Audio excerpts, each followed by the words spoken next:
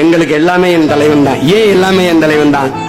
அடிமைப்பட்டு கிடந்த இனத்திற்கு ஒரு நாடு வேண்டும் என்று கனவு கண்டவன், அந்த நாட்டை அடைய தன் உயிரையை தன் குடும்பத்தையும் முன்னிறுத்தவன்.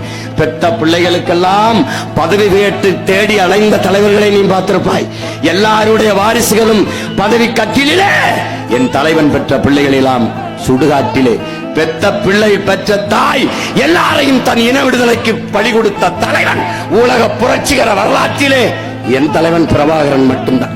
உலகத்திலேயே 3 தலைமுறையாக ஒரு இன விடுதலைக்கு களத்திலே நின்று மாண்ட வரலாறு தமிழர் இனத்தில் இல்ல, உலகத்தில் எந்த இன வரலாற்றிலே என் தலைவனுக்குத்தான்.